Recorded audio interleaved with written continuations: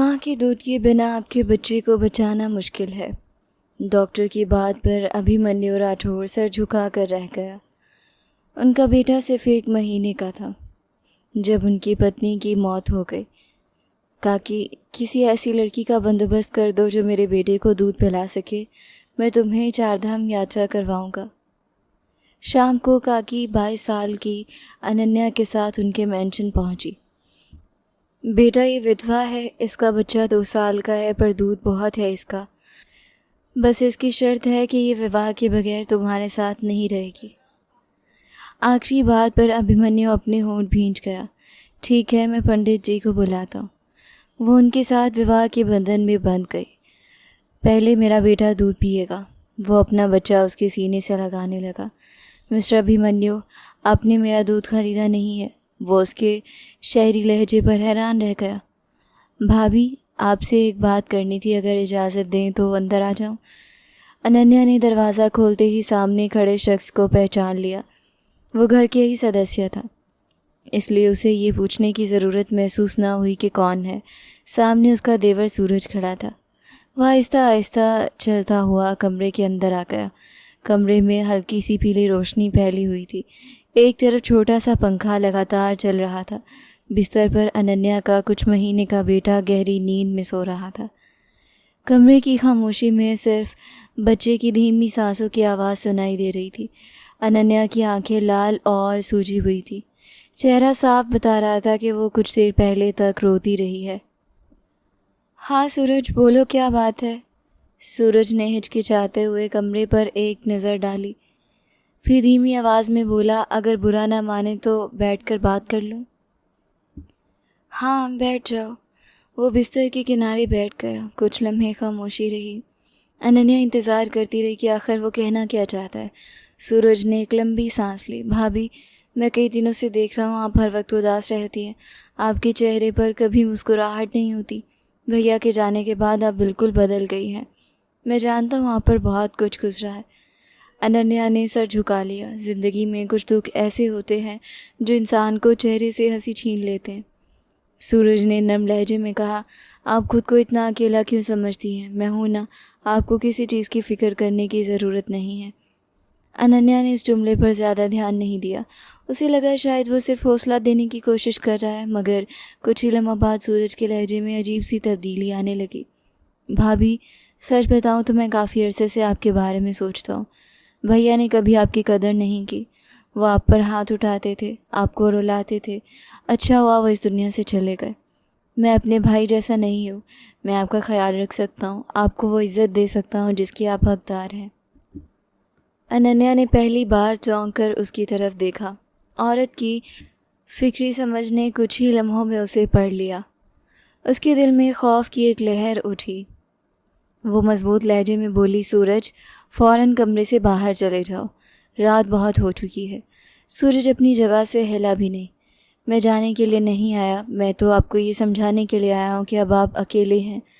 आपको किसी सहारे की ज़रूरत है।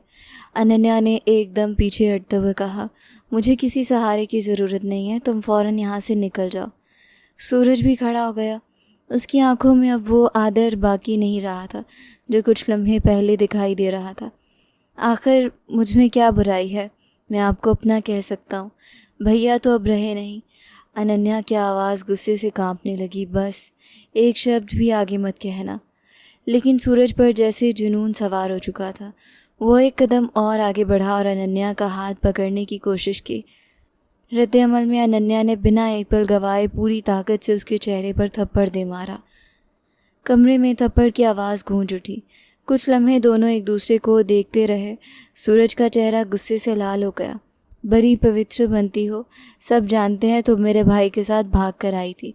तुमने उसका दिमाग ख़राब किया था, उसकी ज़िंदगी बर्बाद कर दी। वो मर गया, किसी को क्या पता ये बच्चा उसका है भी या नहीं। अब मेरे सामने पवित्रता होने का नाटक क्यों कर रही हो? हर शब्द अनन्या के दिल पर खंजर की तरह लग रहा था, मगर उसने जवाब देने की बजाय सिर्फ दरवाजे की तरफ इशारा किया। निकल जाओ यहाँ से। मगर सूरज ने अपनी हद मज़ीद पार करने की कोशिश की। अनन्या ने पूरी ताकत से ख़ुद को उसकी पकड़ से आज़ाद किया। इसी पल उसकी नज़र अपने सोए हुए बच्चे पर पड़ी। वो लपक कर बिस्तर तक गई, बच्चे को अपनी बाहों में उठाया, चुनरी संभाली, दरवाज़ा खोला और पूरी ताकत से बाहर की तरफ भाग गई। रात गहरी हो चुकी थी, गलियां लगभग सुनसान थीं, हवा में अजीब सी वीरानी थी। अनन्या के कदम लड़खड़ा रहे थे, आंखों से आंसू सतत बह रहे थे। सीने से लगे बच्चे ने भी हल्की हल्की सिसकियां लेना शुरू कर दी थी। वो बिना सोचे समझे एक गली में मुड़ गई। अचानक सामने एक मोटरसाइकिल रुकी। मोटरसाइकिल पर बैठे हुए शख्स ने हैरानी से उसे देखा। भाभी, आप इस वक्त यहाँ? क्या हुआ? वो उसके स्वर्गीय पति अभिमन्यु का पुराना दोस्त अमित था। उसकी पत्नी से भी अनन्या की अच्छी दोस्ती थी। अनन्या की हिम्मत जवाब दे गई, अमित भाई, भगवान के लिए मुझे बचा लीजिए, मुझे बचा लीजिए। अमित फौरन मोटरसाइकिल से नीचे उतरा। उसने अनन्या के चेहरे की दहशत देखी, कांपते हुए हाथ देखे, सीने से लिपटे खौफजदा बच्चे को देखा। उसे अंदाज़ा हो गया था कि कोई बहुत बड़ा हादसा पेश आया है। भाभी, पहले आप खुद को संभालिए, आप सुरक्षित हैं, आइए मेरे साथ। अनन्या सिर्फ इतना ही कह सके, मुझे वहाँ वापस नहीं जाना। अमित ने एक पल भी व्यर्थ नहीं किया। आप फिक्र ना करें, जब तक मैं ज़िंदा हूँ कोई आपके हाथ भी नहीं लगा सकता। उसने सावधानी से अनन्या को मोटरसाइकिल पर बिठाया और सीधा अपने घर की तरफ रवाना हो गया। दरवाज़ा खुलते ही उसकी पत्नी नेहा हैरान रह गई। अमित ने संजीदा आवाज़ में कहा, नेहा, पहले भाभी को अंदर ले जाओ, पानी दो, बच्चे को संभालो, ये बहुत दर्दित है, बाकी बातें बाद में होंगी। नेहा फ़ौरन अनन्या के करीब आई। उसने उसके लहराते हुए हाथ थाम लिए और उसे सहारा देते हुए अंदर ले गई। अनन्या पहली बार खुद को ऐसी जगह महसूस कर रही थी जहाँ इस पल उसे किसी दरिंदे की नज़र से नहीं बल्कि मानवता की नज़र से देखा जा रहा था। भाभी, अब आप सुरक्षित हैं। जब तक हम दोनों जिंदा हैं कोई आपको दोबारा तकलीफ़ नहीं पहुँचा सकेगा। अनन्या को इस छोटे से घर में आए हुए 2 दिन हो चुके थे। घर में सिर्फ एक ही कमरा था। अमित ने अपनी चारपाई बाहर आंगन में बिछा ली थी, जबकि अनन्या नेहा के साथ कमरे में सोती थी। आरव हर वक्त अपनी माँ के सीने से लगा रहता, कभी खेलने लगता, कभी दूध पीते पीते सो जाता। इस मासूम बच्चे को क्या पता था कि उसकी माँ हर पल एक नए इम्तिहान से गुजर रही है। अभिमन्यु को इस दुनिया से गए लगभग 1 साल बीत चुका था। आरव के जन्मदिन के सिर्फ 1 सप्ताह बाद वो अचानक दुनिया छोड़ गया था।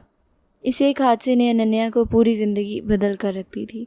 उसने अपनी तमाम दुख भूलकर सिर्फ अपने बेटे को जीने का सहारा बना लिया था। आरव ही उसकी दुनिया था, आरव ही उसकी आशा था। वो हर तकलीफ़ बर्दाश्त कर सकती थी मगर अपने बेटे को किसी मुसीबत में नहीं देख सकती थी। ससुराल वाले शुरू ही से उसे पसंद नहीं करते थे, फिर भी उसने वही घर अपना समझकर रहने की कोशिश की थी। उसे आशा थी कि वक्त के साथ सब बदल जाएंगे, मगर उसे क्या पता था कि एक दिन उसी घर का एक सदस्य उसकी इज्जत पर हमला करने की कोशिश करेगा और उसे अपनी जान बचाने के लिए रात के अंधेरे में घर छोड़कर भागना पड़ेगा। तीसरे दिन दोपहर के वक्त था। अनन्या आरव को सुलाने के बाद पानी पीने के लिए उठी तो बाहर आंगन से आहिस्ता आहिस्ता बातों की आवाज़ आने लगी। दरवाज़ा पूरी तरह बंद नहीं था, आवाज़ें साफ सुनाई दे रही थी। अमित अपनी पत्नी से कह रहा था, ये कब तक यहाँ पड़ी रहेगी? अगर यही रहना है तो फिर इसे भी चाहिए हमारी कुछ मदद करे। नेहा ने हैरानी से पूछा, वो क्या मदद करेगी? खुद तो घर से भाग कर आई है। इसके घर वाले भी इसे ढूंढते हुए आए थे। मैंने तो साफ झूठ बोल दिया कि यहाँ नहीं है। अमित ने हंसते हुए कहा, मैंने देखा है इसके कानों में सोने के झुमके हैं। तुझे अंदाज़ा भी है कि आजकल सोने की कितनी कीमत है? इसे प्यार से समझाओ कि झुमके हमें दे दे, आखिर हमने भी तो इस पर एहसान किया है। नेहा कुछ लम्हे खामोश रही, फिर धीमी आवाज़ में बोली, मुझे भी वो झुमके बहुत पसंद आए थे। मेरे ख्याल में इसके हाथ में सोने की अंगूठी भी है। अमित ने फ़ौरन जवाब दिया, पहले झुमके उतरवा लो, फिर आहिस्ता आहिस्ता अंगूठी भी ले लेंगे। ये शब्द अनन्या के दिल पर बिजली बनकर गिरे। उसने दीवार का सहारा ले लिया। कुछ लम्हे पहले तक जिन लोगों को वो अपना रक्षक समझ रही थी वो भी उसके गहने पर नज़र रखे हुए थे। उसकी आंखों के सामने एक ही सत्य बार बार घूमने लगा कि मुसीबत इंसान को सिर्फ परीक्षा में नहीं डालती बल्कि उसे लोगों के असली चेहरे भी दिखा देती है। वो खामोशी से वापस बिस्तर पर आकर बैठ गई। उसकी नज़र आरव के मासूम चेहरे पर पड़ी तो उसने इसे सीने से लगा लिया। उसने दिल ही दिल में फ़ैसला कर लिया कि वो यहाँ भी एक पल से ज़्यादा नहीं रहेगी। कुछ पल बाद नेहा हमेशा की तरह मुस्कुराते हुए कमरे में प्रवेश हुई। भाभी, आज तबीयत कैसी है? अनन्या ने अपने चेहरे पर क्यों कृत्रिम शांति लाते हुए कहा। आरव को शायद हल्का सा बुखार है, मैं इसे डॉक्टर को दिखा कर आती हूँ। नेहा फ़ौरन बोली, मैं भी साथ चलती हूँ। अनन्या ने नरमी से इनकार कर दिया। ज़रूरत नहीं, मामूली बुखार है, 2 घंटे में वापस आ जाऊँगी। ज़रूरत नहीं, मामूली बुखार है, 2 घंटे में वापस आ जाऊँगी। नेहा ने कुछ देर उसकी तरफ देखा, फिर खामोश हो गई। अनन्या ने जल्दी से आरव को गोद में उठाया, एक छोटा सा बैग संभाला और घर से निकल गई। मगर इस बार उसका इरादा वापस आने का नहीं था। वो लंबे लंबे कदमों से चलती रही। गलियां ख़त्म हुई, सड़क आई, फिर शहर का सरकारी हॉस्पिटल सामने नज़र आया। वो अंदर दाखिल हो गई। हॉस्पिटल की लॉबी में ठंडी हवा चल रही थी। एक तरफ पानी का कूलर रखा था। लोग अपने अपने मरीज़ों के साथ मसरूफ़ थे। कोई परेशान था, कोई भगवान से प्रार्थना कर रहा था, कोई खुशखबरी सुनकर मुस्कुरा रहा था। अनन्या एक कोने में जाकर बैठ गई। कुछ देर बाद किसी के यहाँ बेटे की पैदाइश हुई। खुशी में मिठाई बांटी जाने लगी। एक व्यक्ति ने 2 टुकड़े उसकी तरफ भी बढ़ा दिए। शायद उसे किसी मरीज़ की तीमारदार समझा था। अनन्या ने खामोशी से वो मिठाई ले ली। वही उस दिन उसका खाना था। आरव कभी उसकी गोद में खेलता, कभी सो जाता। शाम ढल गई, रात का अंधेरा फैलने लगा। अब सवाल सिर्फ एक था, रात कहाँ गुजारी जाए। इसी दौरान एक अंधेर उम्र की महिला ने उसे गौर से देखा। उनके चेहरे पर सख्ती से ज़्यादा अपनापन था। वह आहिस्ता आहिस्ता उसके करीब आई। बेटा, मुझे लगता है तुम किसी मरीज़ के साथ नहीं आई हो। अगर कोई परेशानी है तो मुझे बता दो। अनन्या पहले तो खामोश रही, फिर न जाने क्यों उस महिला के लहजे में उसे माँ जैसी शफ़क़त महसूस हुई। उसकी आंखों से आंसू बहने लगे। उसने रुक रुक कर सारी कहानी सुना दी। महिला खामोशी से महसूस करती रही, फिर उन्होंने गहरी सांस ली। बेटा, दुनिया वास्तव में बहुत बदल गई है। एक अकेले और ख़ूबसूरत विधवा के लिए ये रास्ते आसान नहीं होते, मगर हर इंसान एक जैसा नहीं होता। अनन्या ने बेयकीनी से उनकी तरफ देखा। मैं किसी पर भरोसा नहीं कर सकती। महिला ने उसके सर पर शफ़क़त से हाथ रखा। मेरा नाम सावित्री है, सब मुझे सावित्री काकी कहते हैं। मैं इसी हॉस्पिटल के क्वार्टर में अकेली रहती हूँ। मेरा भी इस दुनिया में कोई नहीं। अगर चाहो तो आज रात मेरे साथ चल सकती हो। आराम भी मिल जाएगा, बच्चे को भी सुकून मिलेगा। अनन्या खामोश रही। सावित्री काकी ने दोबारा कहा, रात होने वाली है। ये सरकारी हॉस्पिटल है, यहाँ पर तरह तरह के लोग आते हैं। तुम्हारी गोद में इतना छोटा बच्चा है, मेरे साथ चलो। अनन्या ज़ब्त ना कर सकी। वो फूट फूट कर रोने लगी। सावित्री काकी ने उसे अपने सीने से लगा लिया। रो लो बेटा, कभी कभी आंसू इंसान का बोझ हल्का कर देते हैं। यकीन रखो, हमेशा बुरा वक्त नहीं रहता, एक दिन अच्छा वक्त भी ज़रूर आता है। आखिरकार अनन्या उसके साथ चल पड़ी। हॉस्पिटल के पिछले हिस्से में छोटा सा सरकारी क्वार्टर था। 2 कमरे, एक छोटा सा रसोई घर, सामने एक नन्हा सा आंगन। हर चीज़ साधारण थी मगर साफ़ सुथरी थी। सावित्री काकी ने चूल्हा जलाया, अपने हिस्से का खाना गर्म किया और अनन्या के सामने रख दिया। पहले खाना खाओ, फिर बाकी सब सोचेंगे। कई दिनों बाद अनन्या ने सुकून से खाना खाया। खाने के बाद सावित्री काकी हॉस्पिटल की नर्सरी की तरफ गईं। कुछ देर बाद वापस आईं तो उनके हाथ में बच्चे के लिए पैम्पर्स थे। अनन्या ने हैरानी से पूछा, काकी ये कहाँ से लाई? सावित्री काकी मुस्कुरा दी। वहाँ नर्सरी में बहुत सा सामान रखा रहता है। वहाँ जितने बच्चे हैं, ये भी तो उन्हीं जैसा एक मासूम बच्चा है। ज़रूरतमंद के काम आ जाए तो यही असली भलाई है। अनन्या ने कुछ न कहा। उसकी आंखें एक बार फिर नम हो गईं। उस रात आरव पहली बार कई दिनों बाद बेफिक्री से सोया। उसकी सांसें पुरसुकून थीं। उसके चेहरे पर मासूम मुस्कुराहट थी। आरव के सुकून से सोता देखकर अनन्या की बंद होती हुई आशाओं में भी जैसे एक नन्हा सा चिराग रोशन हो गया। वो नहीं जानती थी कि आने वाले दिन उसके लिए क्या लेकर आएंगे, मगर इतना ज़रूर जान गई थी कि अंधेरी रात में भी कहीं ना कहीं एक ऐसा दरवाज़ा ज़रूर होता है जहाँ मानवता अभी ज़िंदा होती है। डॉक्टर साहब, मेरे बेटे को बचा लीजिए। दुनिया में मेरे पास यही एक सहारा रह गया। अभिमन्यु राठौड़ ने अपने 1 महीने के नन्हे से बेटे को एहतियात से गोद में उठाया हुआ था। बच्चे का नन्हा सा जिस्म बेजान सा महसूस हो रहा था। रोने की भी उसमें पूरी ताकत बाकी नहीं रही थी। इसी वजह से वो शहर के सरकारी हॉस्पिटल पहुंचा था। आम हालात में शायद वो कभी इस हॉस्पिटल का रुख ना करता, मगर शहर के प्रसिद्ध शिशु रोग विशेषज्ञ डॉक्टर मनीष के बारे में हर डॉक्टर यही कह रहा था कि कोई बच्चे की हालत समझ सकता है तो वही समझ सकता है। इसीलिए दूसरे डॉक्टर ने उसे यहाँ रेफ़र किया था। डॉक्टर मनीष ने रिपोर्ट्स एक एक करके देखी, फिर बच्चे का वज़न किया, दोबारा रिपोर्ट देखी। उनके चेहरे के भाव संजीदा हो गए। ये रिपोर्ट सही है? अभिमन्यु ने फ़ौरन जवाब दिया। जी डॉक्टर साहब। डॉक्टर ने दोबारा बच्चे की तरफ देखा। जन्म के वक्त इस बच्चे का वज़न 3 किलो था। अब सिर्फ 1 महीने के बाद इसका वज़न 1.5 किलो रह गया है। आम हालात में पहले महीने में बच्चे का वज़न बढ़ता है, यहाँ तो आधा वज़न ख़त्म हो चुका है। ये बहुत ख़तरनाक बात है। अभिमन्यु के चेहरे का रंग उड़ गया। डॉक्टर साहब, आखिर समस्या क्या है? डॉक्टर मनीष ने संजीदा होकर पूछा। इसके माताजी कहाँ हैं? कुछ लम्हों की खामोशी के बाद अभिमन्यु ने बमुश्किल जवाब दिया। इसकी माँ इसे जन्म देने के बाद इस दुनिया से चली गई थी। कमरे में खामोशी छा गई। डॉक्टर ने धीरे से बच्चे को वापस उसकी गोद में रखा। इसका मतलब ये बच्चा माँ का दूध नहीं पी रहा? अभिमन्यु ने सर हिला दिया। डॉक्टर मनीष कुर्सी से ज़रा आगे हुए। देखें, बच्चे के लिए माँ का दूध सिर्फ खुराक नहीं होता, इसमें पोषण भी होता है, बीमारियों से बचने वाली प्राकृतिक शक्ति भी होती है। माँ अपनी प्रतिरोधक क्षमता भी बच्चे के साथ बांटती है। इसीलिए माँ का दूध पीने वाले बच्चों में बीमारियों का ख़तरा कम होता है, चाहे माँ खुद बहुत कम खाती हो।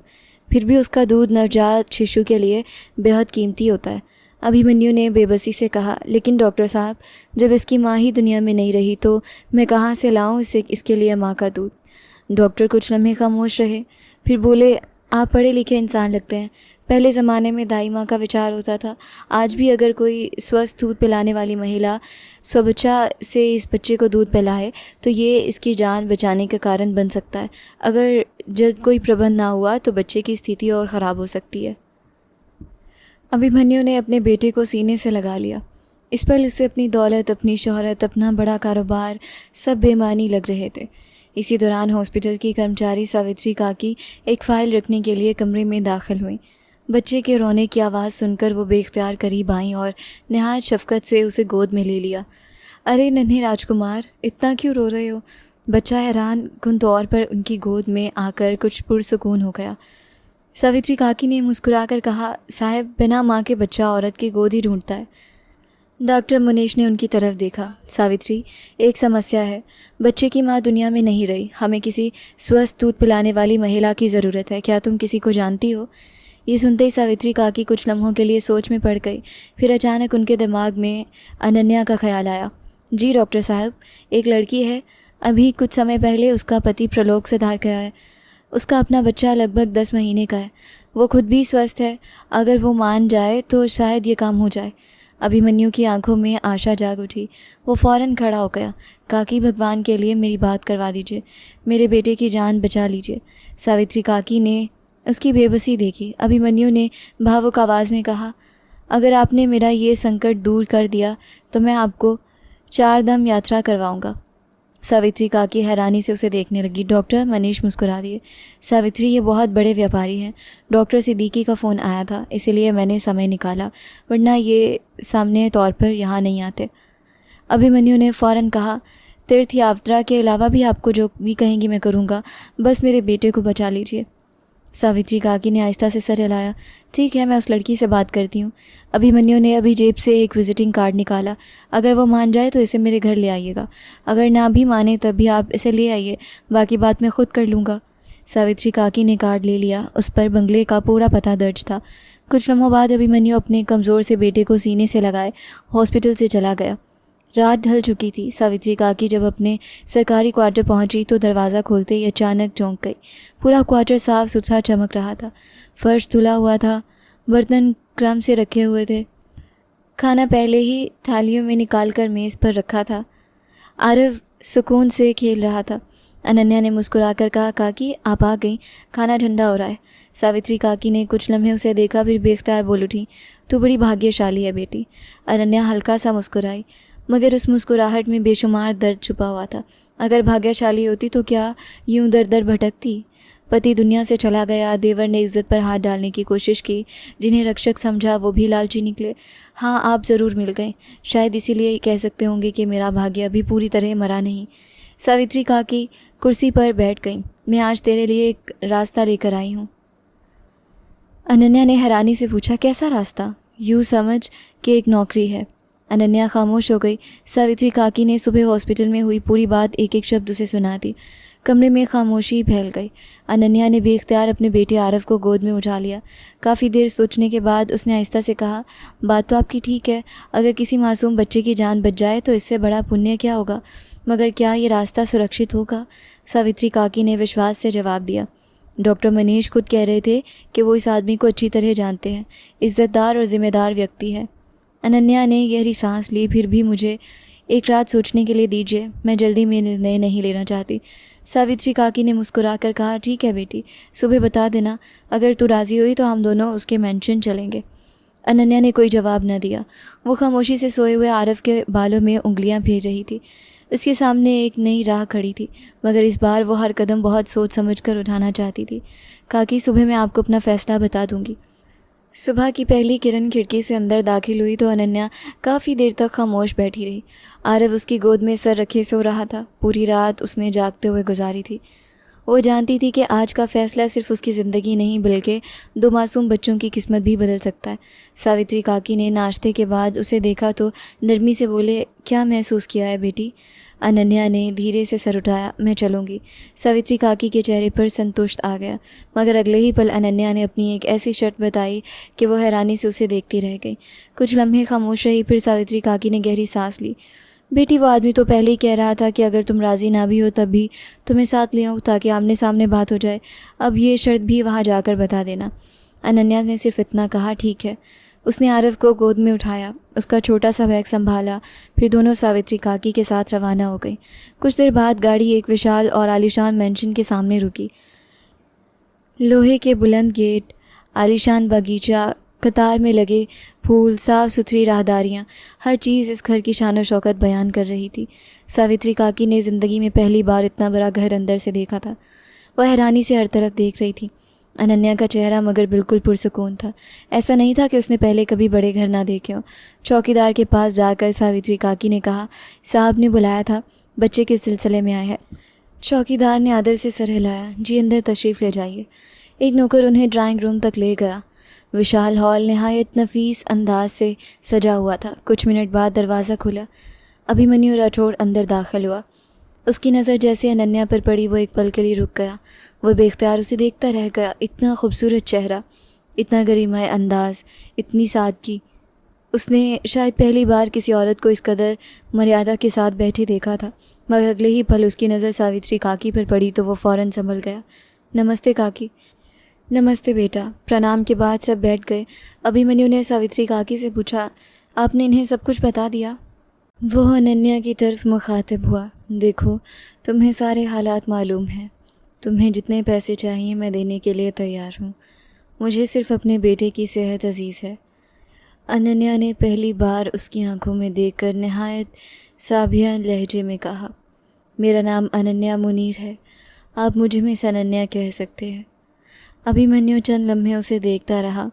उसे हैरानी हुई कि यह लड़की कितनी आत्मविश्वास और सलीके से बात कर रही थी। वो दोबारा बोला, जी मिस अनन्या, अब अपनी बात कहिए। अनन्या खामोश हो गई। उसने सावित्री काकी की तरफ देखा। सावित्री काकी ने खुद ही बात आगे बढ़ाई, बेटा, इसकी एक शर्त है। कैसी शर्त? ये कहती है कि अगर ये काम करना है तो पहले विवाह होगा, विवाह के बिना ये किसी सूरत तैयार नहीं। अभिमन्यु चंद लम्हों तो खामोश बैठा रहा, फिर हैरानी से बोला, ये कैसी शर्त है? सावित्री काकी ने नरमी से कहा, साहब, यही इसकी शर्त है। वैसे भी इसका अपना बच्चा लगभग 11 महीने का है, स्वस्थ भी है, इसलिए डॉक्टर साहब ने भी कहा था कि ये बच्चे के लिए उचित रहेगी। अभिमन्यु ने चंद लम्हे सोचा, फिर उसने एक और सवाल किया, अगर विवाह हो भी जाए तो क्या ये सारी ज़िंदगी मेरी ज़िम्मेदारी बनकर रहेगी या बच्चे को दूध पिलाने के बाद ये रिश्ता ख़त्म हो जाएगा? इस बार अनन्या ने खुद जवाब दिया, बच्चे की ज़रूरत पूरी होने के बाद ये रिश्ता ख़त्म हो जाएगा। मैं ये शर्त सिर्फ अपनी इज़्ज़त और सुरक्षा के लिए रख रही हूँ। मैं आपसे कोई व्यक्तिगत रिश्ता स्थापित नहीं करना चाहती। अभिमन्यु ने उसके लहजे में स्वाभिमान महसूस किया। उसने धीरे से सर हिलाया, ठीक है, अगर मेरे बेटे की ज़िंदगी इसमें है तो मैं ये शर्त स्वीकार करता हूँ। फिर उसने आरव की तरफ देखा, तुम्हारा बेटा 11 माह का लगता ही नहीं, सेहत बहुत अच्छी है, भगवान करे मेरे कबीर भी एक दिन इसी तरह तंदुरुस्त हो जाए। अनन्या खामोश रही। इसके लिए ये सिर्फ एक समझौता था। शाम तक सादगी से विवाह की तमाम तैयारियां पूरी हो गईं। एक पंडित जी को बुलाया गया, चंद साक्षी जमा हुए, पानी ग्रहण की रस्म अदा हुई और चंद मिनटों में विवाह पूरा हो गया। ना कोई शोर था, ना कोई समारोह, ना कोई जश्न। सिर्फ दो ऐसे इंसान थे जिन्हें हालात ने एक असाधारण फैसले पर मजबूर कर दिया था। सावित्री काकी ने विदा होते हुए अनन्या को गले लगा लिया। अपना ख्याल रखना बेटी। अनन्या की आंखें नम हो गईं। आपने मेरा बहुत साथ दिया है। मैं आपसे मिलने आती रहूँगी, फ़ोन भी करती रहूँगी। भगवान तुम्हें हमेशा खुश रखे। सावित्री काकी वहाँ से चली गई। कुछ देर बाद एक नौकर अनन्या को घर के एक अलग हिस्से में ले गया। वो कमरा किसी अति घर से कम नहीं था। विशाल बेड, साफ़ सुथरा फर्नीचर, बच्चों के लिए अलग जगह, हर ज़रूरत की चीज़ पहले से मौजूद थी। अनन्या ने महसूस किया कि अभिमन्यु ने उसे अपने व्यक्तिगत कमरे में नहीं भेजा। लगभग 15 मिनट बाद दरवाजे पर दस्तक हुई। अभिमन्यु अपने नन्हे से बेटे को गोद में उठाए अंदर आया। बच्चे का चेहरा कमज़ोरी से पीला पड़ चुका था। वो आहिस्ता से बोला, ये मेरा बेटा है, इसका नाम कबीर है। अनन्या ने ममता से बच्चे को अपनी गोद में ले लिया। आरव उस वक्त गहरी नींद में सो रहा था। अभिमन्यु ने कमरे पर एक नज़र डाली। इसका सारा सामान भी यहीं ट्रांसफ़र करवा दिया जाएगा। अगर तुम चाहो तो एक नौकरानी भी रख देता हूँ। अब तुम्हें 2 बच्चों का भी ख्याल रखना होगा। अनन्या ने नरमी से जवाब दिया, ज़रूरत नहीं, मैं दोनों बच्चों को संभाल लूँगी। अभिमन्यु चंद लम्हे खामोश रहा, फिर संजीदा होकर बोला, देखो ज़माना अच्छा नहीं रहा। तुमने अपनी सुरक्षा के लिए मुझसे विवाह किया है, मगर मैं अपने बेटे के मामले में किसी किस्म की लापरवाही नहीं कर सकता। तुम इसका ख्याल रखोगी ना? अनन्या ने कबीर के सर पर प्रेम से हाथ फेरा, फिर आहिस्ता से बोली, मैं खुद एक माँ हूँ। माँ का दिल सिर्फ अपनी संतान के लिए नहीं धड़कता, बल्कि हर मासूम बच्चे के लिए नरम होता है। आप बेफिक्र रहें। चंद लम्हे रुक कर उसने मज़ीद कहा, अगर अभी भी आपको संतोष ना हो तो इस कमरे में सीसीटीवी कैमरा लगवा दीजिए। मुझे इस पर कोई आपत्ति नहीं होगी। अभिमन्यु इस जवाब पर चंद लम्हे खामोश रहा, फिर हल्की सी मुस्कुराहट उसके चेहरे पर आ गई। ये सुझाव भी बुरा नहीं, इस पर विचार करेंगे। उसने झुककर कबीर के सर पर हाथ रखा, फिर एक नज़र अनन्या को देखा और बिना कुछ कहे कमरे से बाहर निकल गया। कमरे में अब सिर्फ 2 माएँ थीं, एक अपनी किस्मत से हारी हुई, एक माँ की ममता से जीतने के लिए तैयार। 2 और मासूम बच्चे, जिन्हें अभी इस बात का कोई अंदाज़ा नहीं था कि उनकी ज़िंदगियों ने एक नया मोड़ ले लिया है। पहली रात अनन्या ने शायद ही एक पल सुकून से गुजारा हो। 1 महीने के नवजात शिशु की देखभाल आसान नहीं होती। हर थोड़ी देर बाद वो जाग जाता, कभी दूध मांगता, कभी डायपर बदलवाना पड़ता, कभी सिर्फ किसी की आगोश में सुकून ढूंढता। कबीर के लिए तो ये सब कुछ बिल्कुल नया था। जन्म के बाद पहली बार उसे माँ का दूध नसीब हुआ था। इसी वजह से वो बार बार दूध पीता, जैसे उसका नन्हा से जिस्म कई सप्ताह की कमी एक ही रात में पूरी करना चाहता। अनन्या ज़रा सी भी शिकायत नहीं कर रही थी। जब भी कबीर रोता वो फ़ौरन उसे गोद में उठा लेती, प्रेम से चुप करवाती, दूध पिलाती, डकार दिलवाती, फिर एहतियात से उसे बिस्तर पर लेटा देती। दूसरी तरफ आरव भी उसी कमरे में सो रहा था। आरव अब निस्बतन बड़ा हो चुका था। वो रात में बार बार नहीं जागता था, इसलिए अनन्या को उसकी तरफ से ज़्यादा परेशानी नहीं हुई। इधर अपने कमरे में अभिमन्यु भी जाग कर वक्त देखता रहा। उसे हर पल यही डर था कि कहीं कबीर फिर से कमज़ोर ना होने लगे। मगर हैरानी की बात यह थी कि पूरी रात उसे कबीर के सतत रोने की आवाज़ सुनाई नहीं दी। सुबह होते ही उसके दिल में एक अजीब सा संतोष पैदा हुआ। उसने दिल ही दिल में सोचा, शायद वास्तव में बच्चे को माँ का दूध मिल गया है, इसीलिए आज रात वो पहले से ज़्यादा पुरसकून रहा। लेकिन इसी पल कबीर के रोने की आवाज़ पूरे घर में गूंज उठी। अभिमन्यु एक पल भी ना रुका। वो जल्दी से अनन्या के कमरे की तरफ बढ़ा और बिना दस्तक दिए दरवाज़ा खोलकर अंदर दाखिल हुआ। अनन्या उस वक्त कबीर को दूध पिलाने की कोशिश कर रही थी। दरवाज़ा खुलने की आवाज़ सुनते ही वो चौंक गई। उसने फ़ौरन अपनी चुनरी को दुरुस्त किया, कबीर को अपने करीब संभाला और कदरे नाराज़गी से बोली, अगर आप दरवाज़े पर दस्तक देकर आएँ तो बेहतर होगा। अभिमन्यु को अपनी भूल का एहसास हुआ। उसने नज़रें दूसरी तरफ कर लीं। सॉरी, मैं घबरा गया था। मगर अगले ही पल उसकी सारी ध्यान दोबारा अपने बेटे की तरफ चला गया। ये रो क्यों रहा है? क्या हुआ इसे? अनन्या ने पुरसुकून लहजे में जवाब दिया, कुछ नहीं हुआ। अभिमन्यु ने बेचैनी से कहा, कुछ नहीं हुआ तो फिर ये रो क्यों रहा है? कहीं तुमने इसे दूध से वंचित तो नहीं रखा? अनन्या ने हैरानी से उसकी तरफ देखा। मैं इसे दूध पिला चुकी हूँ। नहीं, तुम झूठ बोल रही हो। अगर दूध पिलाया होता तो ये क्यों रोता? तुम्हारा काम यही है। मैंने तुम्हें इसी आदेश के लिए यहाँ रखा है। ये शब्द सुनकर अनन्या के दिल को ठेस पहुँची, मगर उसने अपनी आवाज़ में कड़वाहट आने नहीं दी। सर, मैं इसे दूध पिला चुकी हूँ। हर बार बच्चे भूख की वजह से नहीं रोते। कभी नींद आ रही होती है, कभी पेट में हल्की सी गैस होती है, कभी सिर्फ गोद चाहिए होती है। उसने नरमी से हाथ आगे बढ़ाया। मुझे दीजिए। अभिमन्यु ने फ़ौरन कबीर को उसकी गोद में दे दिया। अनन्या ने पहले इसे अपने कंधे से लगाया, आहिस्ता आहिस्ता उसकी पीठ सहलाने लगी। चंद लम्हों बाद कबीर ने हल्की सी डकार ली। अनन्या ने इसे प्रेम से थपथपाया, फिर हल्का सा झूला दिया।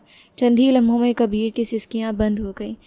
उसकी आंखें बंद होने लगीं और देखते ही देखते वो दोबारा गहरी नींद सो गया। अनन्या ने धीमी आवाज़ में कहा, देखा, इसे भूख नहीं थी।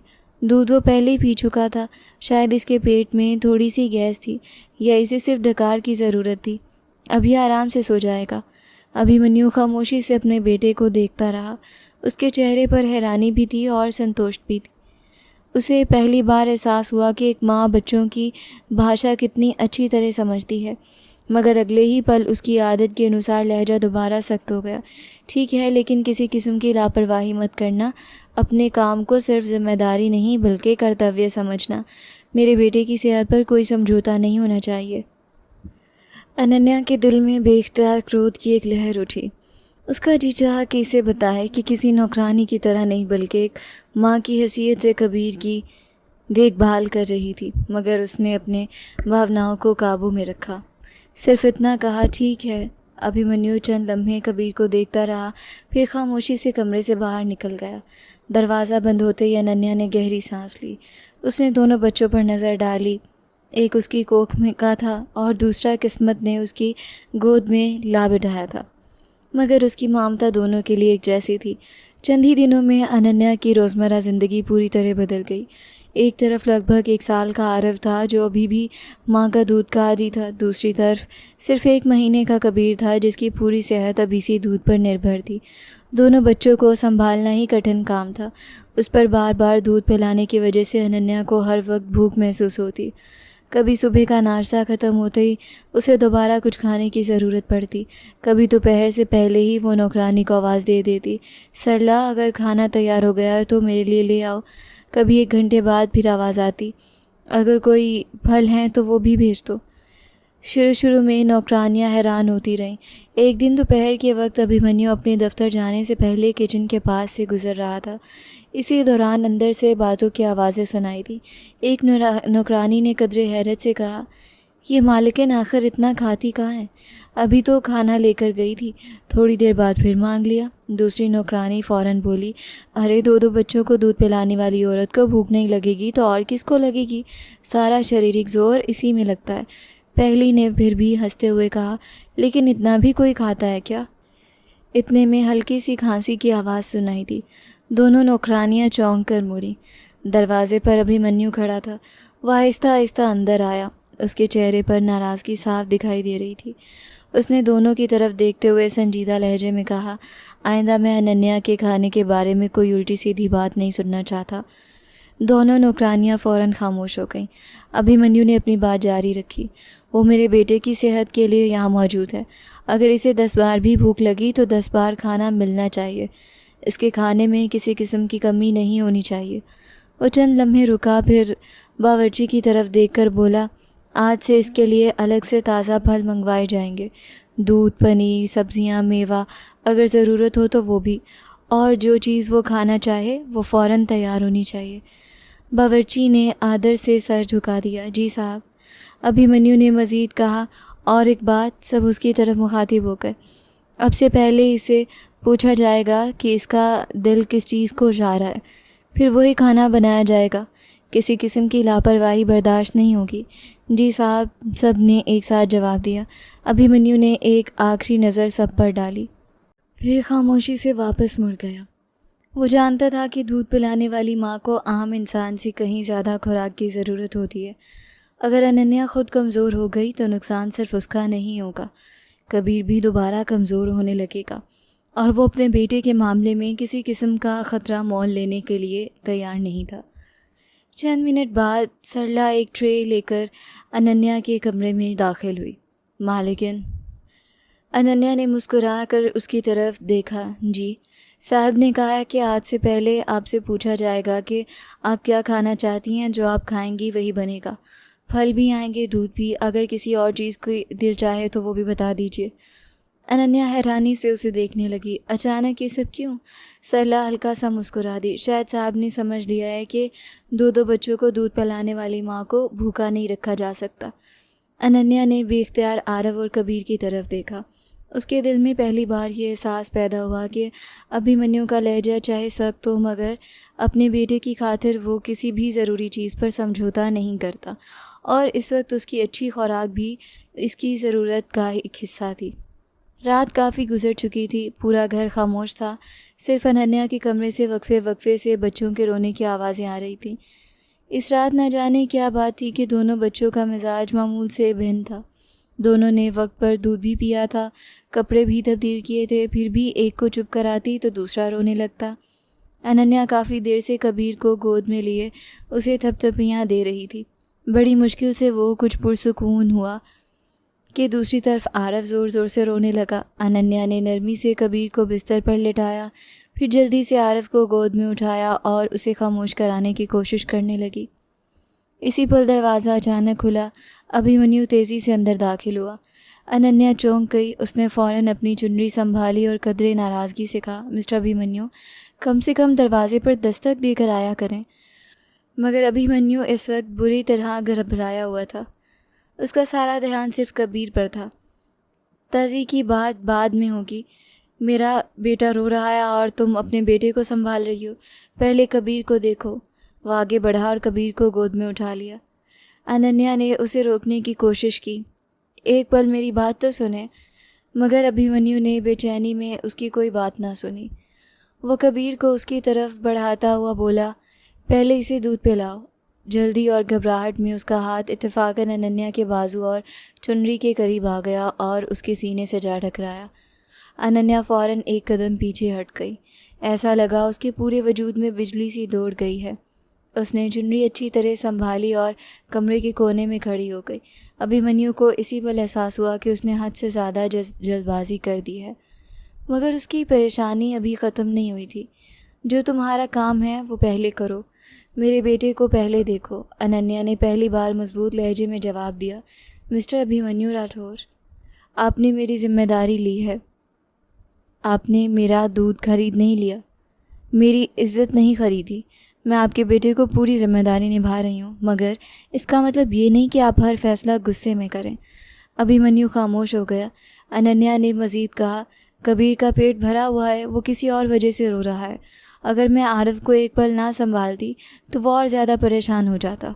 अभिमन्यु ने हैरानी से उसकी तरफ देखा। उसे शायद पहली बार एहसास हुआ कि अनन्या उससे डरने वाली औरत नहीं थी। चंद लम्हों बाद उसने कदरे सख्त लहजे में कहा, तुम एक दाई की जानने वाली हो, सरकारी हॉस्पिटल में रहने वाली औरत के साथ रहती थी, लेकिन तुम्हारा लहजा तो देखो। अनन्या ने सुकून से जवाब दिया, आपको किसने कहा कि मैं सावित्री काकी के रिश्तेदार हूँ? अभिमन्यु खामोश हो गया। मेरा नाम अनन्या मुनीर है। किसी ज़माने में मेरे पिताजी की भी इतनी ही बड़ी इंडस्ट्री थी जितनी आपकी है। ये नाम सुनते ही अभिमन्यु ने चौंक कर उसकी तरफ देखा। अनन्या मुनीर? उसने चंद लम्हे सोचा, फिर अचानक बोला, ये मत कहना कि तुम मुनीर इंडस्ट्रीज़ की मालिक मोहम्मद मुनीर की बेटी हो। अनन्या के चेहरे पर हैरानी फैल गई। आप मेरे पिताजी को जानते हैं? अभिमन्यु ने धीरे से सर हिलाया। व्यापार की दुनिया में उन्हें कौन नहीं जानता था। किसी ज़माने में वो नंबर 1 पर थे, लेकिन सुना है कि ज़्यादा कर्जा लेने की वजह से उनका व्यापार ख़राब हुआ था। अनन्या ने भी खामोशी से स्वीकार में सर हिला दिया। कमरे में चंद लम्हों के लिए खामोशी छा गई। अभिमन्यु ने आहिस्ता से कहा, फिर तुम यहाँ तक कैसे पहुँच गई?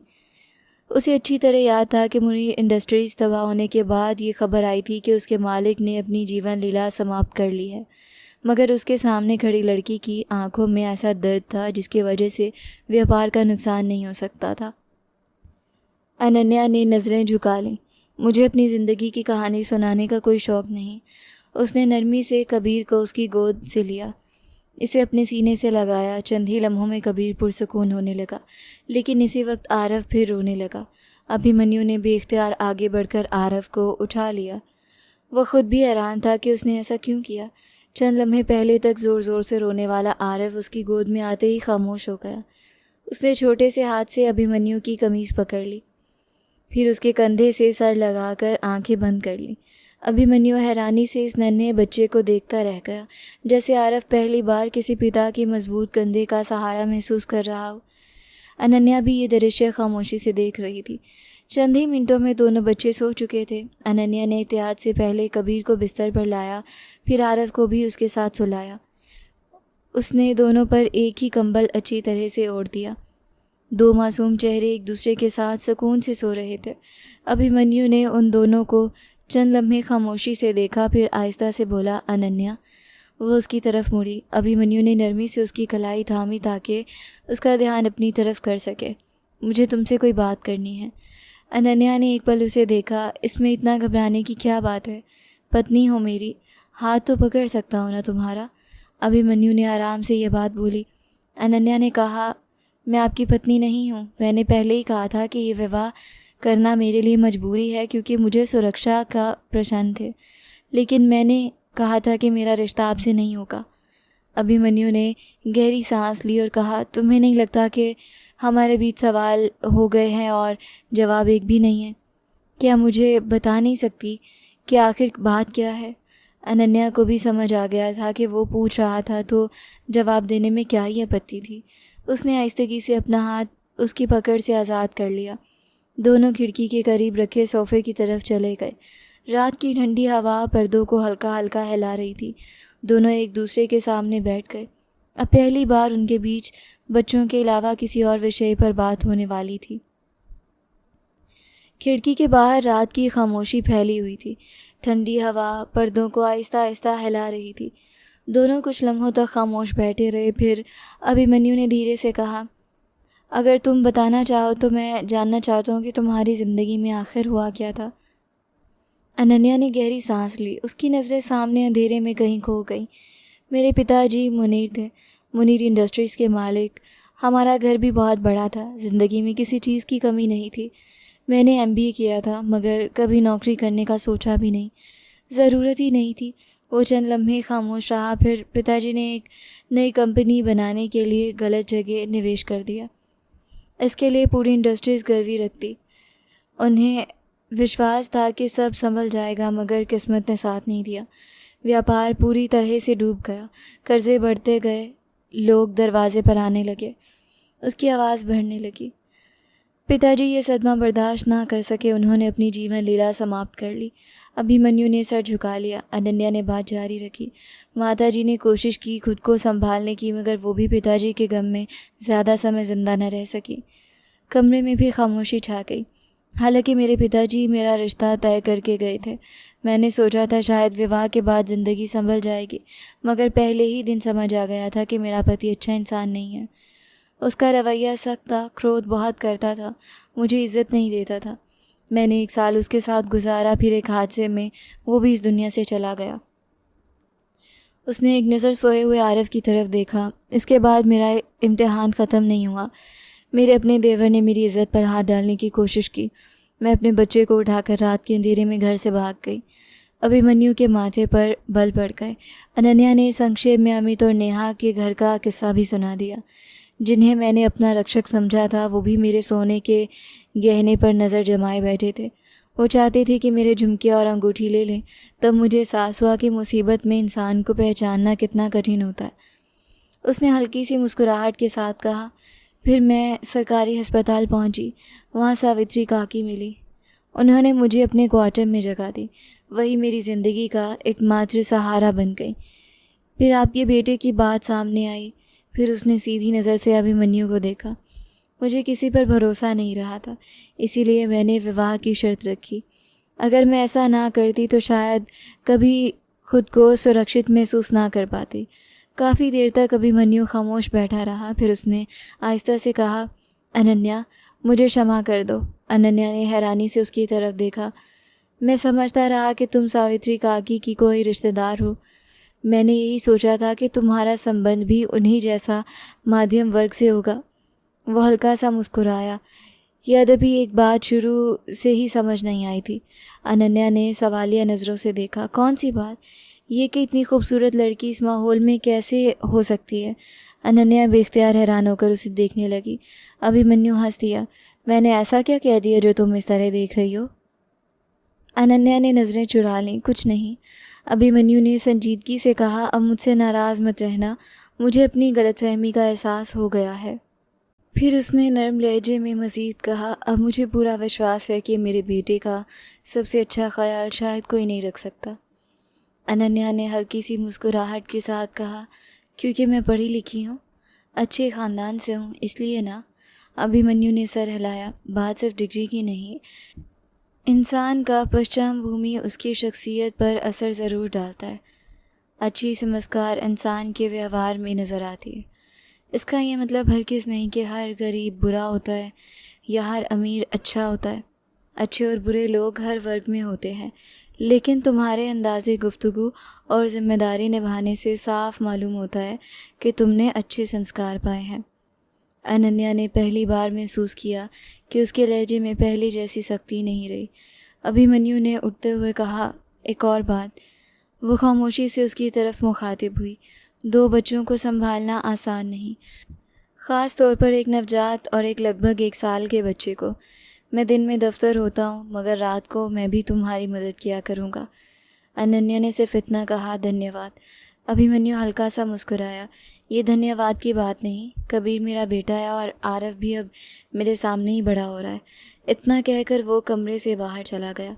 अनन्या काफ़ी देर तक वहीं बैठी रही। आज पहली बार इसे महसूस हुआ कि अभिमन्यु के अंदर सिर्फ एक सख्त मिजाज पिता ही नहीं बल्कि एक ज़िम्मेदार इंसान भी छिपा हुआ है। उस रात के बाद उनकी रोज़मर्रा ज़िंदगी में एक छोटी सी तब्दीली आ गई। दिन के वक्त अनन्या दोनों बच्चों की देखभाल करती, रात होते ही अभिमन्यु भी उसकी मदद करने आ जाता। कभी कबीर को गोद में लेकर कमरे में चहलकदमी करता, कभी आरफ को अपनी बाहों में उठाकर उससे बातें करने लगता। आरफ अब पहले से काफ़ी बड़ा हो रहा था। वो कार्टून देखकर खुश हो जाता, छोटी छोटी बातें समझने लगा था। रफ्ता रफ्ता वो अभिमन्यु से भी मानूस होने लगा। कभी खुद चलकर उसकी गोद में आ बैठता, कभी उसकी उंगली पकड़कर पूरे कमरे में घूमने लगता, और हर बार आरफ की मासूम मुस्कुराहट देखकर अभिमन्यु के चेहरे पर भी बेइख्तियार मुस्कुराहट आ जाती। दोनों को अभी इसी बात का एहसास नहीं था कि 2 मासूम बच्चों की परवरिश करते करते उनके बीच अजनबियत की दीवार भी आहिस्ता आहिस्ता कम होने लगी थी। 6 महीने पलक झपकते गुजर गए थे। वक्त के साथ घर की हवा भी बदलने लगी थी। कबीर अब 7 महीने का हो चुका था। पहले की कमज़ोर हड्डियों को अब बढ़ने लगी थी। उसके गालों पर हल्की सी गोलाई आ गई थी। वो सहारा लेकर बैठने लगा था। हर नई चीज़ को हैरानी से देखता, कभी हंसता, कभी अपने नन्हे हाथ आगे बढ़ाकर हर चीज़ को पकड़ने की कोशिश करता। दूसरी तरफ आरिफ भी अब लगभग 1.5 साल का हो चुका था। वो पूरे घर में छोटे छोटे कदमों से चलता फिरता, कभी गेंद उठा लाता, कभी खिलौना गाड़ी घसीटता, कभी कबीर के पास बैठ के कभी उसका हाथ पकड़ लेता, तो दोनों बच्चों की मासूम हंसी पूरे घर में गूंजने लगती। इस दिन दोनों बच्चों का मामूल का चेकअप था। अभिमन्यु और अनन्या दोनों उन्हें लेकर डॉक्टर मुनीश के क्लिनिक पहुंचे। डॉक्टर ने पहले कबीर को गोद में उठा लिया, वज़न किया, कद नापा, रिपोर्ट देखी, फिर दोबारा बच्चे को गौर से देखा। अचानक उनके चेहरे पर मुस्कुराहट फैल गई। कमाल है, ये तो वही बच्चा लग ही नहीं रहा जिसे 6 महीने पहले मेरे पास लाया गया था। अभिमन्यु के चेहरे पर बेइख्तियार खुशी आ गई। डॉक्टर ने कबीर के गाल थपथपाए, वज़न भी बहुत अच्छा बढ़ा लिया है, सेहत भी बेहतरीन है, अब किसी किस्म की परेशानी की बात नहीं। फिर उन्होंने अनन्या की तरफ देखा और कहा, आपने इस बच्चे का बहुत अच्छा ख्याल रखा है। अभिमन्यु ने बेइख्तियार अनन्या की तरफ देखा। उसने सिर्फ हल्की सी मुस्कुराहट से जवाब दिया। क्लिनिक से निकलते हुए अभिमन्यु ने कहा, आज सीधा घर नहीं जाएंगे? अनन्या ने हैरानी से पूछा, फिर कहाँ? आज खुशी का दिन है, बच्चों को पार्क ले चलते हैं। काफ़ी अरसे बाद चारों एक साथ पार्क गए। आरफ झूले देखकर खुशी से उछलने लगा। कबीर अनन्या की गोद में बैठकर हर तरफ हैरानी से देख रहा था। हवा खुशगवार थी, बच्चे खेल रहे थे, हर तरफ ज़िंदगी बिखरी हुई थी। इसी दौरान एक साधु उनके करीब आया। उसने पहले दोनों बच्चों को देखा, फिर अभिमन्यु और अनन्या को। मुस्कुराकर बोला, ईश्वर ने तुझे बेटों की जोड़ी दी है, इतनी प्यारी पत्नी दी है, भगवान तुम्हारी जोड़ी सलामत रखे। अभिमन्यु ने झट से जेब से 500 रुपये का नोट निकाला और उसके हाथ में रख दिया। उसकी नीयत इतनी थी कि साधु ज़्यादा देर तक ना रुके, मगर साधु तो और भी खुश हो गया। भगवान खुश रखे, जोड़ी सलामत रहे, दोनों बेटे सलामत रहे, भगवान कभी जुदाई न दे। वो उस तरह आशीर्वाद देता हुआ आगे बढ़ गया। अनन्या ने शर्मिंदगी से नज़रें झुका लीं। अभिमन्यु भी खामोश हो गया, मगर साधु के आखिरी शब्द दोनों के दिल में कहीं रह गए, जोड़ी सलामत रहे। रात को खाना खाने के बाद अभिमन्यु हस्बे मामूल फर्श पर बैठा आरिफ के साथ कार्टून देख रहा था। आरिफ उसकी गोद में आकर बैठ गया। टीवी पर रंग बिरंगे किरदार दौड़ रहे थे। अभिमन्यु हंसते हुए बोला, देखो बेटा, गाड़ी। आरिफ ने खुशी से उसकी तरफ देखा, फिर अचानक मासूम आवाज़ में कहा, पापा। अभिमन्यु चौंक गया। आरिफ दोबारा बोला, पापा, फिर एक बार और, पापा। उसके नन्हे चेहरे पर खुशी थी, जैसे इसे अपनी दुनिया का सबसे सुरक्षित इंसान मिल गया हो। अभिमन्यु के चेहरे पर बेख्तियार मुस्कुराहट आ गई। उसने आरिफ को सीने से लगा लिया। हाँ बेटा, ये देखो, इधर देखो। अनन्या दूर खड़ी ये दृश्य देख रही थी। उसकी आंखें अचानक भर आईं। उसने खामोशी से रुख मोड़ा ताकि कोई उसके आंसू ना देख सके। रात को जब दोनों बच्चे सो गए तो वो खिड़की के पास जा खड़ी हुई। चांदनी आहिस्ता आहिस्ता कमरे में उतर रही थी। उसकी आंखों से खामोशी से आंसू बहने लगे। पीछे से आहट हुई। अभिमन्यु उसके करीब आकर रुक गया। क्या हुआ? अनन्या ने जल्दी से आंसू पोंछने की कोशिश की। कुछ नहीं। अनन्या, मुझे देखो। वह आहिस्ता से उसकी तरफ मुड़ी। रो क्यों रही हो? उसने बमुश्किल अपनी आवाज़ संभाली। आरिफ आपको कब से पापा कहने लगा है? अभिमन्यु ने सोचते हुए जवाब दिया, शायद 1-2 सप्ताह हो गए हैं। तुमने आज महसूस किया? अनन्या की आवाज़ भर आई। ये गलत है। अभिमन्यु हैरान रह गया। गलत? हाँ, आप इसके पिता नहीं हैं। वो चंद लम्हे खामोश रही, फिर धीरे से बोली, कल को मैं यहाँ से चली जाऊँगी। ये शब्द सुनकर अभिमन्यु का दिल जैसे एक पल के लिए रुक गया। अनन्या बोलती गई, आरव अभी छोटा है, इसे फ़र्क नहीं मालूम, मगर जब बड़ा होगा और मुझसे पूछेगा कि मेरे पापा कहाँ हैं, तब मैं इसे क्या जवाब दूँगी? उसकी आवाज़ टूट गई। आप इसके साथ इतना वक्त ना गुजारा करें, वो आपसे जुड़ता जा रहा है। अभिमन्यु खामोश खड़ा रहा। उसने कभी इस दृष्टिकोण से सोचा ही नहीं था। उसकी निगाह सोए हुए आरिफ पर गई, फिर कबीर पर, फिर दोबारा अनन्या पर। अचानक उसने एक कदम आगे बढ़ाया। बिना कुछ सोचे उसने अनन्या को अपनी बाहों में ले लिया। अनन्या हैरानी से साकित रह गई। चंद लम्हे तक उन दोनों में से कोई भी ना बोला। फिर अभिमन्यु ने आहिस्ता से कहा, अगर मैं कहूँ मत जाओ? अनन्या ने आहिस्ता से सर उठाया। उसकी आंखों में हैरानी थी। क्या? अभिमन्यु की आवाज़ पहले से कहीं ज़्यादा नरम थी। रुक जाओ। मैं समझी नहीं। मैं यही कहना चाहता हूँ कि रुक जाओ, हमेशा के लिए। अनन्या खामोशी से इसे देखती रही। अभिमन्यु ने पहली बार अपने दिल की बात कही। आरिफ मुझे पापा कहता है, कल को कबीर भी तुम्हें मम्मी कहेगा। उसने गहरी सांस ली। हमने ये रिश्ता मजबूरी में जोड़ा था, मगर क्या इसे अपनी मर्ज़ी से निभा नहीं सकते? अनन्या की आंखें सतत उसके चेहरे पर जमी थी। अभिमन्यु ने धीरे से कहा, मैं सिर्फ बच्चों की बात नहीं कर रहा। चंद लम्हे खामोश रहकर उसने मुस्कुराकर स्वीकार किया, यूँ समझ लो इसमें मेरे दिल की बात भी शामिल है। अनन्या के लबों पर पहली बार एक हल्की सी मुस्कुराहट आई। उसने शरारत से पूछा, यानी ये फ़ैसला 2 बच्चों के लिए नहीं? अभिमन्यु खामोशी से इसे देखता रहा। अनन्या ने मुस्कुराते हुए अपनी बात पूरी की, यानी 3 बच्चों की बात है। एक पल के लिए अभिमन्यु कुछ समझ ना सका। फिर इसे एहसास हुआ कि अनन्या तीसरा बच्चा इसे कह रही है। वो बेइख्तियार हंस पड़ा। कई महीनों बाद उसकी हंसी इतनी बेसाख्ता थी। हाँ, यही समझ लो। अनन्या भी मुस्कुरा दी। खिड़की से आती चांदनी में पहली बार दोनों के बीच सिर्फ एक समझौता नहीं, बल्कि एक नए रिश्ते की शुरुआत महसूस हो रही थी। शायद बाज़ औक़ात प्रेम किसी वादे से नहीं, 2 मासूम बच्चों की मुस्कुराहट से जन्म लेता है। कभी कभी ज़िंदगी इंसान को ऐसे मोड़ पर ला खड़ा करती है जहाँ 2 टूटे हुए रास्ते मिलकर एक नई मंजिल बना देते हैं। अनन्या ने अपना जीवन साथी खो दिया। अभिमन्यु भी अपनी ज़िंदगी की सबसे बड़ी कमी से गुजर चुका था। दोनों के पास एक एक बेटा था। दोनों ने तन्हाई देखी थी, दोनों ने बेबसी महसूस की थी, दोनों ने रातों को जाकर अपने बच्चों को सीने से लगा कर रोते हुए सुबह का इंतज़ार किया था। शायद इसीलिए वो एक दूसरे का दर्द बिना शब्दों के समझने लगे थे। इस रात के बाद जब दोनों ने अपने दिल की बात एक दूसरे से कही थी, उनके बीच मौजूद आखिरी दूरियां भी ख़त्म होने लगी। अब उनका संबंध सिर्फ एक समझौते का नहीं रहा था, वो वास्तव में एक परिवार बन चुके थे। अभिमन्यु ने कभी आरव और कबीर में फ़र्क नहीं किया। कभी कबीर उसका बेटा था तो आरव भी उसके दिल का उतने ही करीब था। दोनों को एक साथ स्कूल छोड़ने जाता, एक साथ पार्क ले जाता, एक साथ कहानियाँ सुनाता। अगर एक के लिए खिलौना आता तो दूसरे के लिए भी वैसा ही ज़रूर आता। दूसरी तरफ अनन्या ने भी कभी ये महसूस नहीं होने दिया कि कबीर उसकी कोख से पैदा नहीं हुआ। बुखार होता तो पूरी रात जागती, होमवर्क करवाती तो दोनों को साथ बैठाती, कपड़े ख़रीदती तो दोनों की एक जैसे पसंद करती। दोनों बच्चों के लिए उसकी ममता में कोई फ़र्क नहीं था, दोनों ही उसके बेटे थे। यूँ रफ्ता रफ्ता वो घर वास्तव में एक खुशहाल परिवार की तस्वीर बन गया। इस खुशी की खबर सबसे पहले सावित्री काकी को दी गई। वो जब मेंशन पहुंची तो अनन्या ने उन्हें गले लगा लिया। अभिमन्यु ने मुस्कुरा कर कहा, काकी अब ये कहीं नहीं जाएगी, हमने फैसला कर लिया है कि अब हम हमेशा साथ रहेंगे। सावित्री काकी की आंखों में खुशी के आंसू आ गए। उन्होंने दोनों के सर पर हाथ रखा। भगवान तुम दोनों को हमेशा खुश रखे। मैंने पहली ही रात प्रार्थना की थी कि तुम दोनों के भाग्य संवर जाए। आज लगता है मेरी प्रार्थना स्वीकार हो गई है। चंद ही सप्ताह बाद चारधाम यात्रा के समय आ गया था।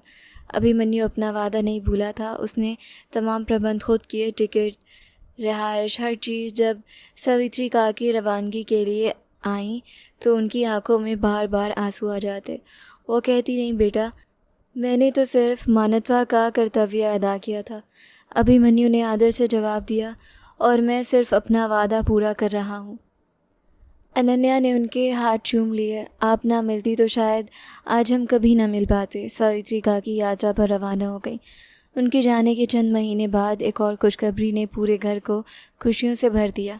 अनन्या ने एक शाम हल्की सी मुस्कुराहट के साथ अभिमन्यु को बताया, लगता है हमारे घर एक और मेहमान आने वाला है। अभिमन्यु चंद लम्हे इसे देखता रहा, फिर बेख्तियार हंस पड़ा।